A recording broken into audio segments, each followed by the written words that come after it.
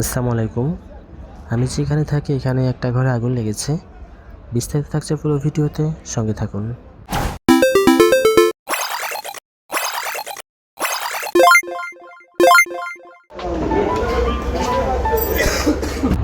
আমি এখন আছি দুবাইয়ের শারজাতে। এখানে সকালবেলা একটা দুর্ঘটনা হলো। রুমে ঘুমিয়েছিলাম, হঠাৎ করে একজন যেয়ে বলল নিচে আগুন লাগছে।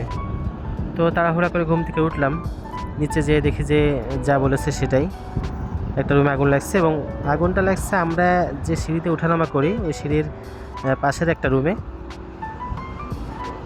এই রুমটাতে একটা এসি আছে, যেটার কোনো ডেট কিছু নাই, কোনো ওয়ারেন্টি নাই। এটা পুরনো একটা এসি। এবং এই রুম বলে না, এখানে যতগুলো রুম আছে প্রত্যেকটা রুমেই এসির অবস্থা এরকম। এগুলো পুরানো এসি কিনে এনে লাগানো হয়েছে, 4 টনের একটা এসি। তো আমি যখন নামাজ পড়তে যেতাম বা উঠতাম, মাঝে মাঝে এটাতে এত পরিমাণ হিট জেনারেট করতো, জাস্ট আমি অবাক হইতাম যে কী অবস্থা। মানে আমারই মনে হতো যে এটা মনে হয় কখন না আগুন লাগে বা কোনো একটা বিপদ আপদ ঘটায় দেয়, এত পরিমাণ গরম হইতো এসিটা। পরে এটা সম্পর্কে একটু বিস্তারিত জানলাম।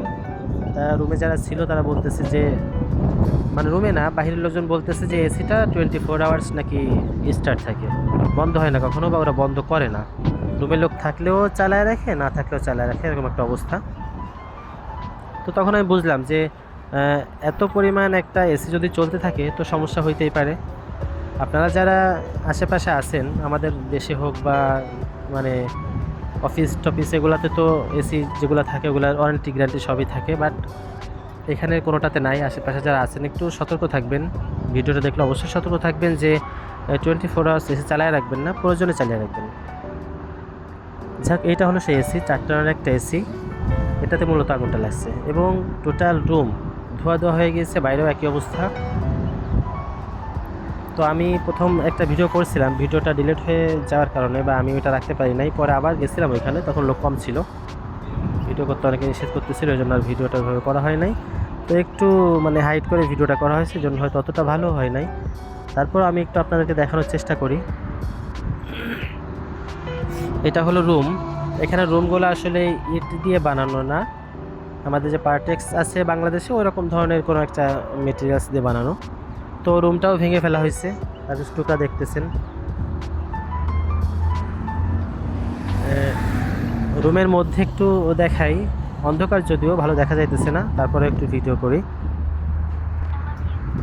এটা হলো রুমের বাইরের অবস্থা, ভেঙে টেঙে ফেলা হয়েছে রুমটা। মানে ভেঙে ফেলার কারণ হলো রুমে আসলে কেউ ছিল না। রুমে ওনারা যে মানে 12-14 জন যা থাকে কেউই ছিল না, সবাই বাইরে ছিল, কাজে গেছিল হয়তো বা রুমটা তালা দেওয়া, কিন্তু এসি চলতেছে, এরকমটাই নাকি সবসময় থাকে, সবাই এখানে বললো।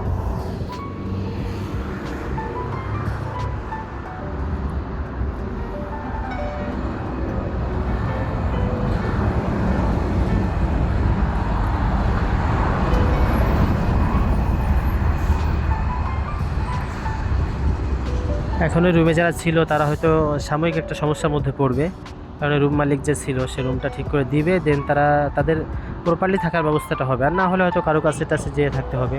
আর বিদেশের বেড তো অনেকে জানেন, সিঙ্গেল বেড একজনে থাকার মতো ব্যবস্থা থাকে, তো এদের একটু সাময়িক সমস্যা হবে। এখানে যে রুমের জিনিসপত্র ছিল অনেক কিছু বের করে রাখা হয়েছে দেখেন, যেগুলো আসলেই মানে খুবই অবহেলিত অবস্থায় আছে। যারা রুমে ছিল ওরা যখন আসবে এসে দেখবে যে অবস্থা, তখন তাদেরই খারাপ লাগবে যে এই জিনিসগুলো এখন কই রাখবো, কীভাবে কী করবো না করবো।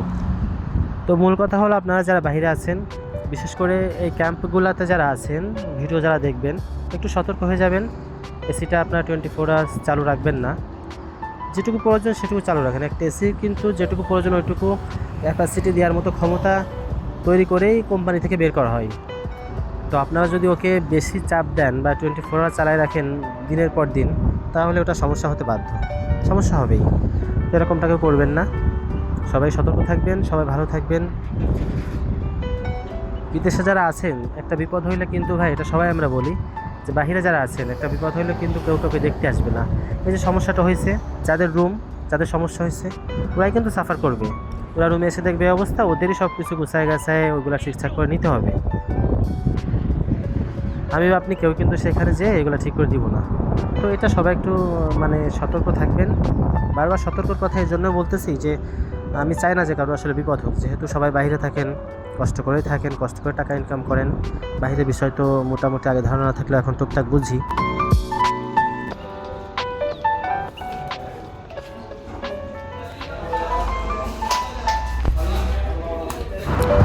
এখানে কিন্তু অনেক লোক ছিল, মানে প্রথম যে ভিডিওটা করেছিলাম ওইটা আসলে নাই বলে আপনাদের দেখাতে পারতেছি না। অনেক লোক আসছিল এখানে। এখানে প্রায় মানে কত বলবো, 5-7 হাজার লোক তো হবে এখানে থাকে।